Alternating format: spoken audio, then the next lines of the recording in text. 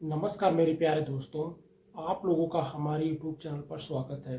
जैसे कि पता है कि एनटीपीसी का एग्ज़ाम डेट जो है कभी भी आ सकता है और ऐसे में एनटीपीसी का अगर एग्ज़ाम की बात करें तो आपका हर हाल में जून के पहले सप्ताह में एग्ज़ाम जो हो जाएगा वो आपका प्रारंभ हो जाएगा। यानी जून में इस एग्ज़ाम को शुरू भी होना है और जून में ही ख़त्म होना है।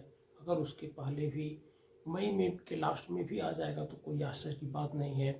तो ऐसे में अब हम पार्टे जो है अपने यूट्यूब चैनल पर जो कई दिनों से हम वीडियो नहीं डाल पा रहे थे, नहीं आ पा रहे थे आप लोगों के बीच, तो अब रिवीजन हम करेंगे आप लोगों के साथ जीएस का। भारत कोई नहीं है, सिंगल हम ही हैं, लेकिन आपसे अपने हर प्रश्न को पूछेंगे, चाहे वो इतिहास का हो, भूगोल का हो, करंट का हो, इकोनॉमिक्स का हो, या सब पॉलिटी संविधान का हो या साइंस का हो। हर प्रश्न को हम सही तरीके से आपको सामने लाएंगे। तो प्लीज़ वीडियो को स्किप मत करिएगा। हालांकि आज फर्स्ट दिन है, लेकिन आप अंत तक वीडियो को हर संभव देखने की कोशिश करिएगा। जैसे कि पहला जो है आपका, जो हम यहाँ पे इतिहास के कुछ प्रश्न आपको बताएंगे और भूगोल को बताएंगे। जैसे इतिहास के बारे में जो जानकारी हमें प्राप्त होती है वो हेरोडोटस द्वारा हमें प्राप्त होती है। ये यूनानी थे जिन्होंने इतिहास के बारे में हमें जानकारी मिली। उनकी एक किताब थी हिस्टोरिका, वे पूरी तरीके से इतिहास का, इसीलिए इतिहास का पिता भी हेरोडोटस को कहा जाता है। तो आपको फिर से जानकारी हो गई होगी कि इतिहास का पिता यानी फादर की हिस्ट्री का किसे कहा जाता है, तो हेरोडोटस को कहा जाता है, जो एक यूनानी इतिहासकार था।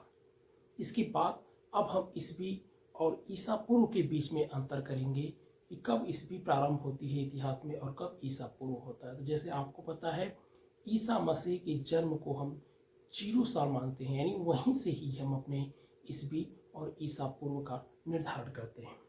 तो ईसा पूर्व को बीसी से प्रदर्शित करते हैं हम, और ईसवी को जो है एडी से प्रदर्शित करते हैं।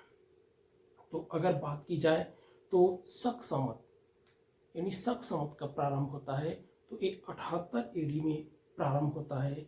जबकि विक्रम संवत की बात करें तो ये 57 बीसी यानी ईसा पूर्व में ये प्रारंभ होता है।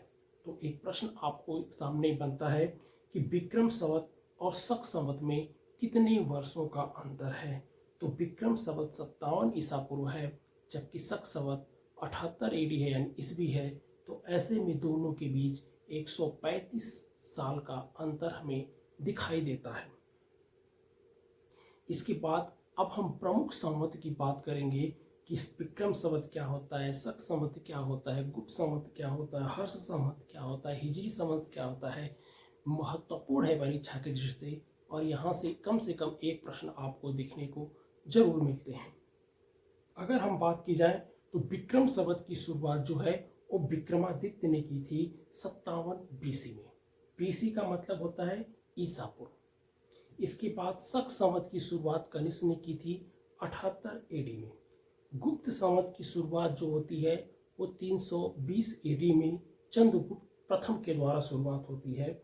और हर्ष संवत की शुरुआत जो होती है वो 606 एडी यानी ईस्वी में हर्षवर्धन द्वारा प्रारंभ होती है। और हिजरी या मुस्लिम संवत जो कि प्रारंभ होता है ये 622 एडी में, जो पैगंबर मोहम्मद साहब हैं जिन्होंने मक्का से मदीना तक की यात्रा की थी।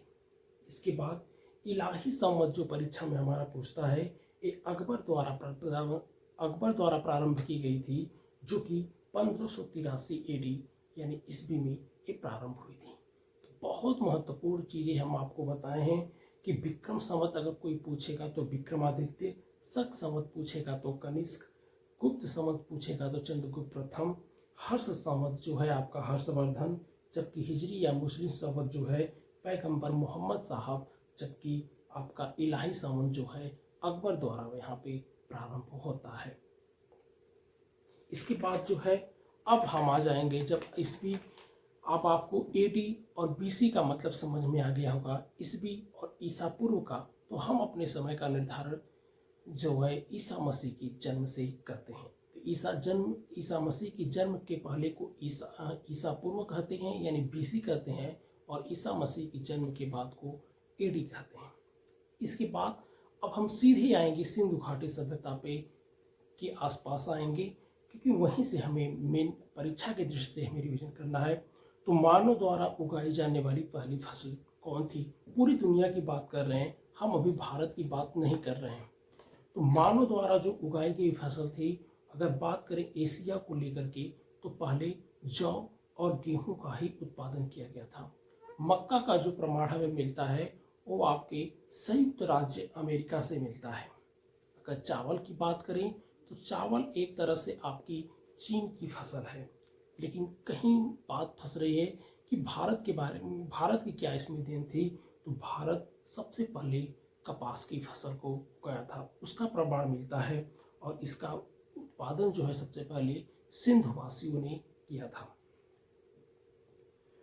इसके बाद जो है अब पूरा पाषाण काल, आधे ऐतिहासिक, पूरा पाषाण मतलब पाषाण काल, आधे ऐतिहासिक काल और ऐतिहासिक काल के बारे में हम जानने की कोशिश करेंगे कि वाकई में इनके बीच में अंतर क्या है।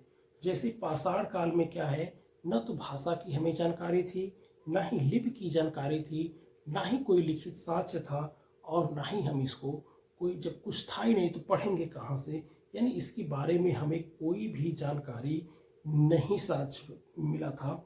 लेकिन इतना था कि इसके साक्ष्य जो हमें है खुदाई में कुछ न कुछ मिले थे।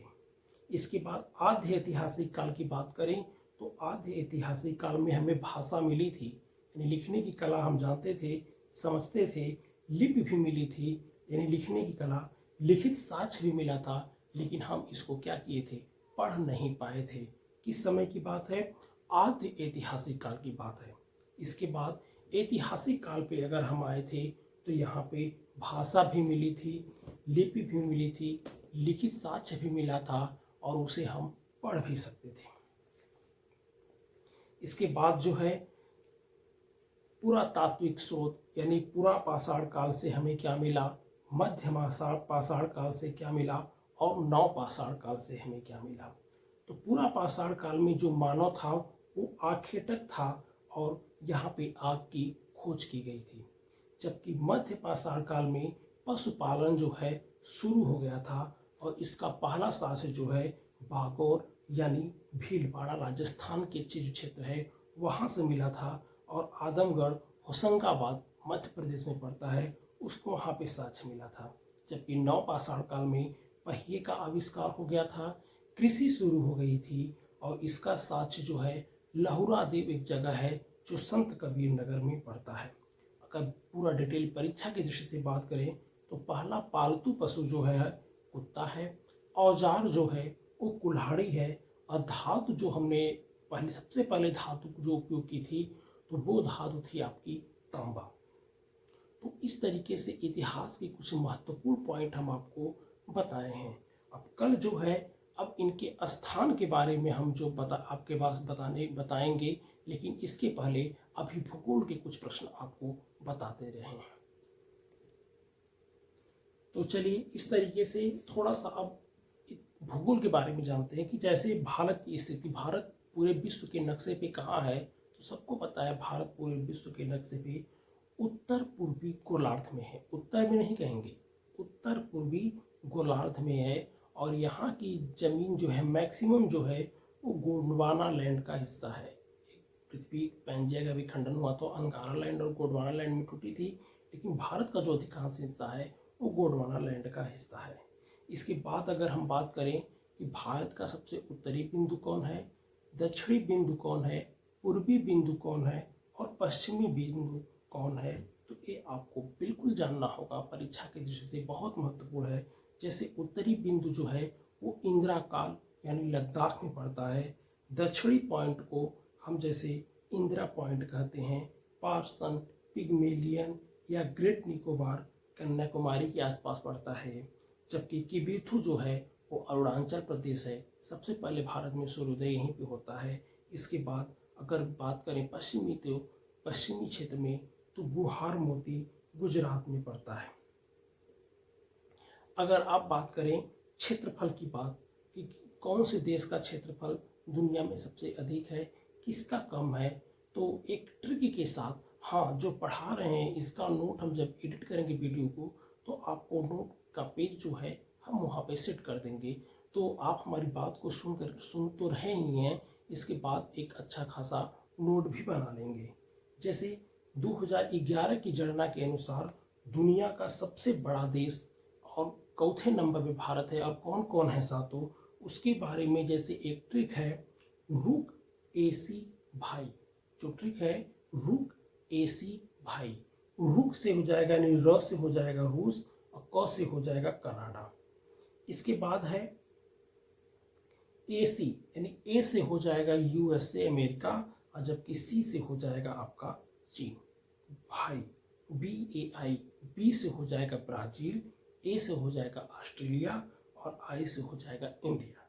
इस तरीके से जो भारत है वो 7वें नंबर पर क्षेत्रफल के हिसाब से है। तो पहले पे रूस, कनाडा, यूएसए, चीन, ब्राज़ील, ऑस्ट्रेलिया और भारत है। इसके बाद है कि कर्क रेखा किन किन राज्यों से होकर के भारत से गुजरती है। तो इसमें आपको सबसे पहले जानना होगा कि एक ट्रिक है मित्र पर गमछा झाड़। मित्र पर गमछा झाड़, तो मित्र से में मी जो होगा वो मिजोरम होगा, अत्र होगा वो आपका त्रिपुरा होगा। प से यानी पश्चिम बंगाल, और र से मतलब राजस्थान।